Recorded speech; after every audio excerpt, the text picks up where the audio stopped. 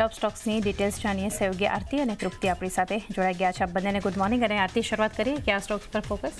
જી, ઘણા બધા કાઉન્ટર છે ફોકસમાં. આપ એશિયન પેઇન્ટ્સ સાથે જો આપણે શરૂઆત કરીએ તો અહીંયા થોડું નેગેટિવ કામકાજ જોવા મળતું દેખાઈ શકે છે, કારણ કે અહીંયા જે સમાચાર બનતા દેખાઈ રહ્યા છે, એશિયન પેઇન્ટ્સને CCI તપાસ જે છે તે અહીંયાથી કરી શકે છે અને CCI દ્વારા ટૂંક સમયમાં એશિયન પેઇન્ટ્સ પર ઔપચારિક તપાસ જે છે તે અહીંયાથી આપણને થતી જોવા મળી શકે છે. કેમ? કારણ કે બિરલા ગ્રુપે એશિયન પેઇન્ટ્સ પર ગેરવર્તણૂકનો આરોપ લગાવ્યો છે.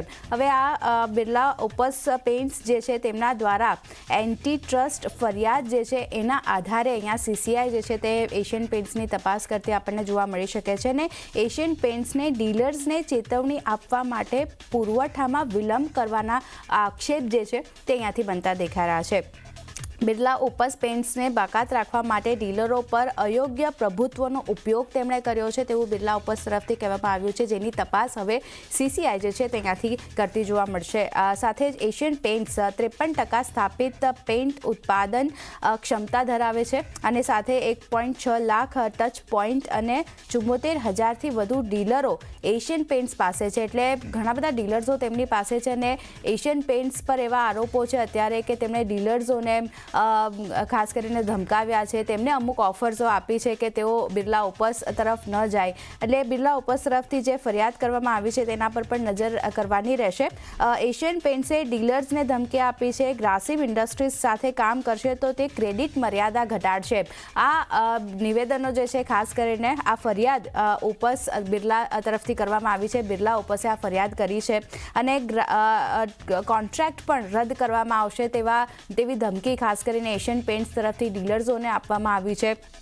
CCI ટૂંક સમયમાં આ તપાસ જે છે એની માટેના આદેશ જે છે પસાર કરે તેવી શક્યતા પણ બનતી દેખાઈ રહી છે. તો એક નેગેટિવિટી એશિયન પેઇન્ટ્સ આપણને બતાવી શકે છે.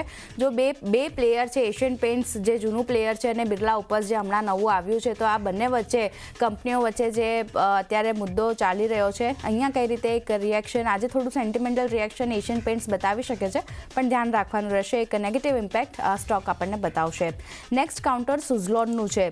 અહીંયા મોટી બ્લોક ડીલ આપણને આજે થતી જોવા મળી શકે છે, જેમાં પ્રમોટર્સ બ્લોક ડીલ દ્વારા 1.47% હિસ્સો અહીંયાથી વેચી શકે છે અને બ્લોક ડીલ દ્વારા પ્રમોટર લગભગ 20 કરોડ શેર વેચી શકે છે, જેની માટે ફ્લોર પ્રાઇસની વાત કરી લઈએ તો ₹64.75 પ્રતિ શેર નક્કી થતી જોવા મળી શકે છે અને કરંટ માર્કેટ પ્રાઇસથી લગભગ 2.9% ડિસ્કાઉન્ટ પર આપણને આ બ્લોક ડીલ થતી જોવા મળી શકે છે. એટલે અહીંયા એક ધ્યાન રાખવાનું રહેશે. સાથે જ મોતીલાલ ઓસવાલ અહીંયાથી બ્રોકર આપણને રહેતા જોવા મળી શકે છે આ બ્લોક ડીલ માટે.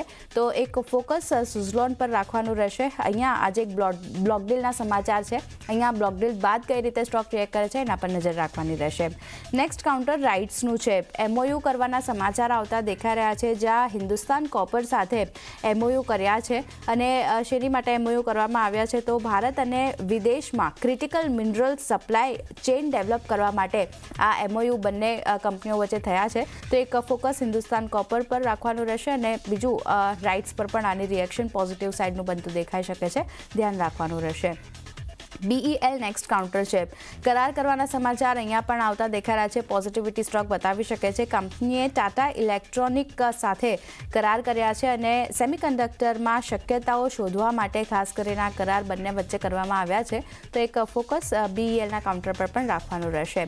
નેક્સ્ટ કાઉન્ટર ગાર્ડન રેટ શિપબિલ્ડર્સનું છે. અહીંયા ઘણા પોઝિટિવ સમાચાર આવી રહ્યા છે. જો સ્વીડન અને ડેનમાર્ક સાથે MOU કર્યા છે કંપનીએ અને મરીન સિસ્ટમને પ્રોત્સાહન આપવા માટેના કરાર કરવામાં આવ્યા છે, જેમાં કંપનીએ ક્રૂઝ શિપ સેગમેન્ટમાં હવે અહીંયાથી આપણને એન્ટ્રી કરતી જોવા મળશે. એટલે એક ફોકસ ખાસ કરીને ગાર્ડન રીચ શિપબિલ્ડર્સ પર રાખવાનું રહેશે.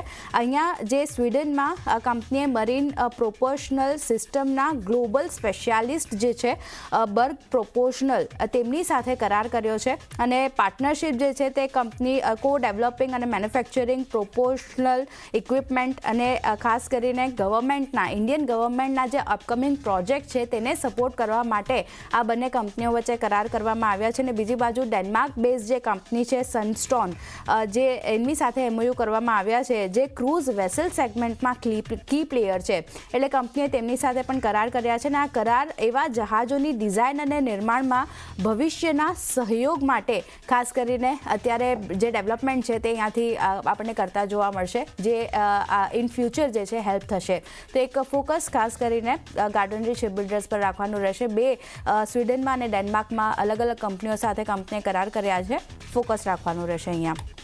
નેક્સ્ટ કાઉન્ટર M&Mનું છે. મે મહિનાના બિઝનેસ ડેટા આપણને આવતા દેખાઈ રહ્યા છે. જ્યાં ઉત્પાદનની વાત કરી રહી તો 70,261 યુનિટથી વધી અને લગભગ 89,626 યુનિટ પર યુનિટ બેઝિસ પર આપણને પહોંચતું દેખાઈ રહ્યું છે. સેલ્સની વાત કરી રહી તો ત્યાં પણ વધારો જોઈ રહ્યા છે. 80,458 યુનિટ પર સેલ્સ વધીને આવતો દેખાઈ રહ્યો છે. એક્સપોર્ટની વાત કરી રહી તો ત્યાં એક થોડો ઘણો ઘટાડો આપણે જોઈ રહ્યા છે, પણ બાકીના ઉત્પાદન અને સેલ્સના ડેટા સારા છે. M&M પર એક ફોકસ રાખવાનું રહેશે. નેક્સ્ટ કાઉન્ટર લ્યુપિનનું છે. દવા માટેની મંજૂરી એટલે પોઝિટિવ સમાચાર છે US FDA પાસેથી મળતી દેખાઈ રહી છે. જે ઓક્સકાર્બઝેપિન યુનિટ છે, એક્સટેન્ડેડ રિલીઝ દવાને ખાસ કરીને મંજૂરી મળતી દેખાઈ રહી છે. મગજની સારવાર માટે આ દવાનો ઉપયોગ કરવામાં આવશે અને કંપની નાગપુર યુનિટમાં આ દવાનું ઉત્પાદન કરશે. એટલે એક US FDA તરફથી એક નવી દવા માટે અપ્રુવલ મળતું દેખાઈ રહ્યું છે અને કારણે એક ફોકસ લ્યુપિનના કાઉન્ટર પર બનતું દેખાશે. નેક્સ્ટ કાઉન્ટર જ્યુબિલન્ટ ઇન્ગ્રોવાનું છે. કમર્શિયલ પેપર ઇસ્યુ કરવાના સમાચાર અહીંયા આવતા દેખાઈ રહ્યા છે, જ્યાં બોર્ડે 100 કરોડના કમર્શિયલ પેપર ઇસ્યુ કર્યા છે. તો અહીંયા પણ એક ફોકસ રાખવાનું રહેશે. અહીંયા સ્ટોક કઈ રીતે રિએક્ટ કરે છે એના પર નજર રહેશે. JK સિમેન્ટની વાત કરી લઈએ, અધિગ્રહણ કરવાના સમાચાર આવતા દેખાઈ રહ્યા છે. જો કંપનીએ સેફકો સિમેન્ટ્સના 60% હિસ્સાનું અધિગ્રહણ કર્યું છે અને લગભગ 149.81 કરોડમાં 60% હિસ્સાનું અધિગ્રહણ કરવામાં આવ્યું છે, અને કારણે એક ફોકસ JK સિમેન્ટ પર પણ રાખવાનું રહેશે. પોઝિટિવિટી અહીંયા બનતી દેખાઈ શકે છે, ધ્યાન રાખવાનું રહેશે. અને છેલ્લે મારા તરફથી રિટેલની વાત કરી રહી, પોઝિટિવ સમાચાર છે. ઓર્ડર મળવાના સમાચાર આવી રહ્યા છે. કંપનીને બિહાર એજ્યુકેશન પ્રોજેક્ટ કાઉન્સિલ પાસેથી વર્ક ઓર્ડર મળ્યો છે, જેમાં કુલ 244 કરોડનો આ વર્ક ઓર્ડર જે છે તે અહીંયાથી મળતો દેખાઈ રહ્યો છે, અને કારણે ફોકસ રિટેલના કાઉન્ટર પર રાખવાનું રહેશે.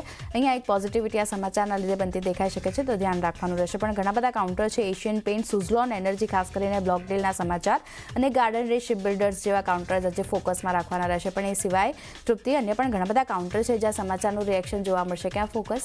ગુડ મોર્નિંગ આરતી. જ્યાં પોઝિટિવ સંકેતો છે ત્યાં મારી તરફથી પણ પોઝિટિવ ન્યૂઝની સાથે જ હું શરૂઆત કરીશ. શરૂઆત ઇન્ફોસિસથી કરશું. ખૂબ જ રાહતના સમાચાર અહીંયા કંપની માટે કહી શકાય. ખાસ કરીને ઇન્ફોસિસે 32,000 કરોડના GST મામલે મોટી રાહત અહીંયા આપણને મળતી જોવા મળી રહી છે. ખાસ કરીને GST વિભાગે જે બંધ કરેલી પ્રી સોર્સ કોર્સિસ છે તેની નોટિસ જે છે તેના પર હવે તેમને પ્રતિબંધ જે છે તે તેમને લગાડી દીધો છે. એટલે કંપની માટે એક પોઝિટિવ સમાચાર છે અને DGCI તરફથી કંપનીને આ જાણકારી પણ આપવામાં આવી છે. અને ખાસ કરીને ઇન્ફોસિસ માટે બીજા પોઝિટિવ સમાચાર એ છે કે કંપનીએ ખાસ કરીને નવા સેન્ટરનું તેમને ઉદ્ઘાટન કર્યું છે અને તેમને ગાંધીનગરમાં ગિફ્ટ સિટીમાં તેમને નવા ડેવલપમેન્ટ સેન્ટરનું તેમને ઉદ્ઘાટન કર્યું છે. નો ડાઉટ આજે નેઝેક પણ આપણે જોયું છે કે પોઝિટિવ બંધ થયું હતું, એટલે એનું ઇમ્પેક્ટ તો આપણને પૂરી IT કંપની પર જોવા મળશે. તે સાથે ઇન્ફોસિસના પણ એક પોઝિટિવ સમાચાર આપણે જોઈ રહ્યા છે. એટલે એમ કહી શકીએ કે બે પોઝિટિવ સમાચારની સાથે ખાસ કરીને US માર્કેટમાં જે તેજી આવી છે તેનું પણ ઇમ્પેક્ટ આપણને ઇન્ફોસિસ પર જોવા મળી શકે છે. ત્યારબાદ નજર કરશું આપણે GHV ઇન્ફ્રા પર. અહીંયા કંપનીને મોટો ઓર્ડર મળતો આપણી સમક્ષ જોવા મળ્યો છે. કંપનીને 546 કરોડનો તેમને વર્ક ઓર્ડર મળ્યો છે અને તેમને ખાસ કરીને કંપનીની જે સબસિડરી કંપની છે GHV ઇન્ડિયા તેની પાસેથી જ તેમને અહીંયા ઓર્ડર મળ્યો છે અને કાઉન્ટર ફોકસમાં જોવા મળી શકે છે. ત્યારબાદ નજર કરશું આપણે UPL પર. અહીંયા ખાસ કરીને કંપનીએ પોતાની જ એસોસિએટ કંપનીનો તેમને અહીંયા હિસ્સો જે છે તેમને વેચ્યો છે. તેમને બ્રાઝિલ સેરા બોનિટા બિઝ તેમનો એક સંપૂર્ણ હિસ્સો જે છે તે અહીંયા વેચવાનો વિચાર કરી રહી છે. એટલે તેઓ હિસ્સો અહીંયા તેઓ વેચશે, જે UPLની એસોસિએટ કંપની છે, જે બ્રાઝિલ બેઝ કંપની છે. એટલે બ્રાઝિલથી તેમની આ કંપની છે અને લગભગ $125 મિલિયન માટે તે પૂરો અહીંયા જે હિસ્સો જે છે તે વેચવા જઈ રહી છે. અને ખાસ કરીને UPLમાં આ કંપનીમાં લગભગ તેઓ 33% હિસ્સો ધરાવે છે. એટલે UPLનો કાઉન્ટર પણ આપણા ફોકસમાં જોવા મળી શકે છે. ત્યારબાદ નજર કરશું NHPC પર. અહીંયા ખાસ કરીને કંપનીએ જે પોતાના પ્રોજેક્ટ જે છે તે તેમને કાર્યરત કર્યો છે. એટલે ઓવરઓલ તેમને કેટલો પ્રોજેક્ટ અત્યાર સુધીમાં તેમની જે ક્ષમતા વધારી છે તેના ઉપર ફોકસ કરવાનું છે. ખાસ કરીને તેમને કરણીસર સોલર પ્રોજેક્ટ છે તેમાં તેમને 53.57 મેગાવોટ કાર્યરત, એટલે આટલી ક્ષમતાનું કાર્ય તેમને અત્યાર સુધીમાં કરી દીધું છે. અને 300 મેગાવોટનો કરણીસર જે સોલર પ્રોજેક્ટ જે છે તેની તે ક્ષમતા તેઓ હાલમાં ધરાવે છે અને હાલ સુધીમાં તેઓ 161 મેગાવોટનું પાવર ક્ષમતા તેમનું કાર્યરત છે. એટલે કંપની માટે પણ એક પોઝિટિવ સમાચાર કહી શકાય. ત્યારબાદ ઇમ્પોર્ટન્ટ આવી રહ્યું છે બેંક ઓફ બરોડા માટે. આપણે જોયું કે ફ્રાઇડેના ખાસ કરીને ગવર્નરે સરપ્રાઇઝ કર્યા છે CRR કટ કરીને, અને ડેફિનેટલી રેપો રેટ તો તેમને કટ કર્યા છે. એના પર ખાસ કરીને હવે બધી બેન્કો જે ખાસ કરીને જેટલી પણ સરકારી બેન્કો છે જે તેઓ અહીંયા પોતાના ધિરાણ દરો ઘટાડી રહ્યા છે તેની શરૂઆત આપણે બેંક ઓફ બરોડાથી કરીશું. તેમને રેપો રેટ ઘટીને જે 5.50% થયા છે તેને કારણે કરીને અહીંયા તેમને ધિરાણ દરો જે છે તેમને 50 બેસિસ પોઈન્ટનો ઘટાડો કર્યો છે. તે સાથે બીજી બેંક આવી છે એ છે યુકો બેંક. તેમને પણ અનાઉન્સમેન્ટ કરી દીધું છે અને તેમને ખાસ કરીને CLR જે છે તે 10 બેસિસ પોઈન્ટનો તેમને ઘટાડો કર્યો છે. ડેફિનેટલી હજી બીજી બધી ઘણી બધી બેંકો જે છે તેઓ પણ અનાઉન્સમેન્ટ કરશે, પણ શરૂઆત આપણે આ બે બેંકથી આપણને જોવા મળી રહી છે. એટલે આજે ખાસ કરીને સરકારી બેંક્સ આપણા ફોકસમાં રહેતી જોવા જ મળશે.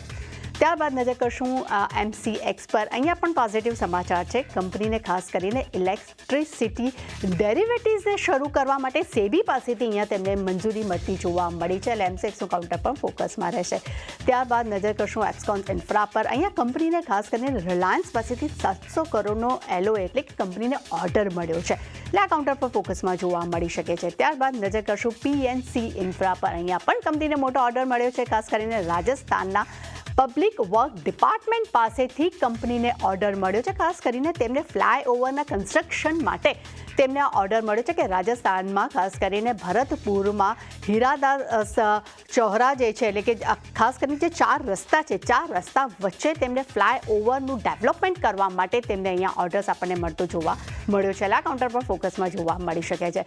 એટલે ચાની ડેફિનેટલી સુઝલોન પર મોટી બ્લોક ડીલ ખાસ કરીને રેપો રેટ અને CRR જે કટ થયા છે તેને કારણે કરીને બેન્કિંગ સેક્ટર છે એ આપણું આજે બધું જ આપણને ફોકસમાં જોવા મળી શકે છે. ઘણી બધી કંપનીઓ ફોકસમાં રાખવાની છે. તૃપ્તિ અને આરતી બંનેનો આભાર અમારી સાથે જોડાઈ ટોપ સ્ટોક શેર કર્યા.